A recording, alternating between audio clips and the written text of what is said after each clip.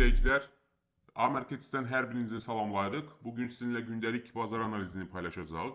Bir önceki videomuzda qeyd etdiyimiz kimi dolar indeksində 15 oktyabr tarixində satış siqnalı formalaşmışdı. Belə ki, həmin günün birinci dəstək səviyyəsinin qırılmasıyla və qiymətin həmin səviyyənin altına bağlanmasıyla bazarda satıcıların güclü olunduğu göründü və həmin tarixdən etibarən dolar indeksi 1, 2, 3 gündür ki eniş trendi ilə davam edir. Yəni günlər üzrə birinci müqavimət səviyyələrinin altında ticarət olunur və bugün də nə qədər ki dolar indeksi bugünün birinci müqavimət səviyyəsi olan 98.344 səviyyəsinin altında ticarət olunarsa, biz hələlik dolar indeksində enişin davam edəcəyini proqnoz edə bilərik.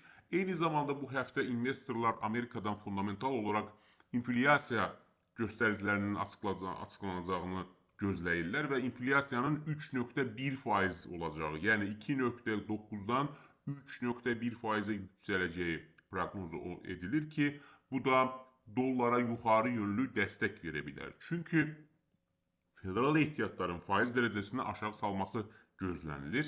Əgər inflyasiya yüksələrsə və əmək bazarında hər hansı bir müsbət tendensiya olarsa, federal ehtiyatlar faiz azaltmaqla bağlı yanaşmalarını dəyişə bilər və bu da təbii ki dolların yüksəlməsinə səbəb ola bilər. Qeyd etdiyimiz kimi, hörmətli izləyicilər, biz texniki analiz nöqteyi nəzərindən nə qədər ki bugünün müqavimət səviyyəsi qırılmırsa, biz dolar indeksində hələlik enişin davam edəcəyini söyləyə bilərik. Hörmətli izləyicilər, bir digər maliyyə aləti avro-dollar valyuta cütlüyüdür. Avro-dollar valyuta cütlüyündə də 15 oktyabr alış siqnalı formalaşmışdı. Belə ki, valyuta cütlüyü birinci müqavimət səviyyəsini qırmışdı və onun üzərinə bağlanmışdı. Və avro-dollar valyuta cütlüyü 17 oktyabrda həmin günün birinci dəstək səviyyəsini test etsə də diqqət etsəniz onun altına bağlana bilmədi. Bugün də nə qədər ki birinci dəstək səviyyəsi olan 1,16247 səviyyəsi qırılıb, qiymət onun altına bağlanmazsa, biz hələlik avro-dollarda yuxarı yönlü qalxışın şahidi ola bilərik. Hörmətli izləyicilər, bir digər maliyyə alətimiz GBP-USD valyuta cütlüyüdür. GBP-USD valyuta cütlüyündə də 15 oktyabrda yaranan alış siqnalı hələ də davam etməkdədir. GBP-USD-də də yenə də 17 oktyabrda həmin günün birinci dəstək səviyyəsi test edilsə də, lakin qiymət onun altında bağlanmamış oldu və hələ də GBP-USD valyuta cütlüyündə bullish, yəni alış yönlü trend davam etməkdədir. Nə qədər ki bugünün birinci dəstək səviyyəsi olan 1,33872 səviyyəsi qırılmazsa və qiymət onun bu səviyyənin altına bağlanmazsa, biz hələlik valyuta cütlüyündə yüksəlişin şahidi olacaq. Eyni zamanda, hörmətli izləyicilər, İngiltərədən bu həftə ərzində inflyasiya göstərisi açıqlanacaq və inflyasiyanın 4% olacağı proqnoz edilir. Təbii ki, inflyasiyada hər hansı bir artım olarsa, bu funta müsbət təsir edə bilər. Hörmətli izləyicilər, bir digər maliyyə alətimiz qızıldır. Ümumiyyətlə bildiyimiz kimi qızıl makro trenddə yüksəlişdədir. Lakin qısa vədədə yanaşsaq, 13 oktyabrda bizim texniki analiz sistemi nöqteyi nəzərindən qızılda 13 oktyabrda həmin günün birinci müqavimət səviyyəsinin qırılması, hətta qızılın qiymətinin ikinci müqavimət səviyyəsinin üzərində bağlanması ilə güclü bir alış siqnalı formalaşmışdı və həmin tarixdən etibarən 1, 2, 3, 4, 5 gün qızılda yüksəliş davam etmiş oldu. Lakin diqqət etirsəniz 17 oktyabrda qızılın qiyməti həmin günün birinci dəstək səviyyəsini qırdı və yəni 4236 dollar səviyyəsini qırdı və onun altına bağlanmış oldu. Bu əslində bazara müəyyən mənada satışların daxil olduğunu göstərir.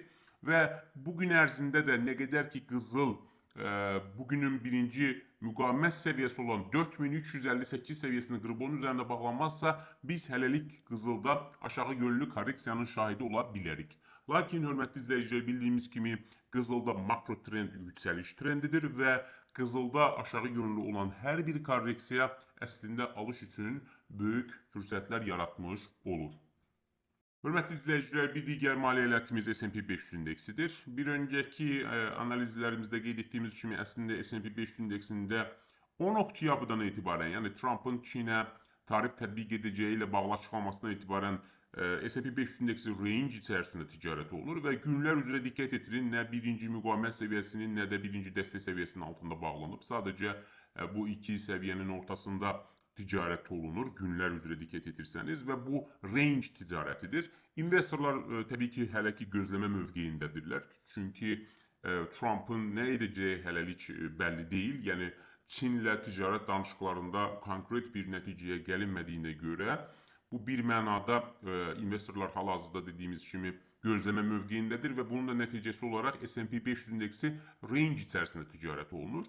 Bu gün ərzində əgər birinci müqavimət səviyyəsi qırılıb onun üzərində bağlanarsa, biz S&P 500 indeksinin yüksəlişi gözləyə bilərik. Yox, əksinə bugünün birinci dəstək səviyyəsi olan 6615 səviyyəsi qırılıb onun altına bağlanarsa, biz S&P 500 indeksində enişi gözləyə bilərik. Yox, əgər yenə də birinci müqavimət və birinci dəstək səviyyəsinin arasında ticarət olunub və günün sonuna qədər orada bağlanarsa, biz hələlik S&P 500 indeksində bir mənada range ticarətinin şahidi ola bilərik. Hörmətli izləyicilər, bugün ərzində sizə çatdıracağımız xəbərlər bu qədər. Sizə uğurlu ticarət arzulayırıq. Sağ olun.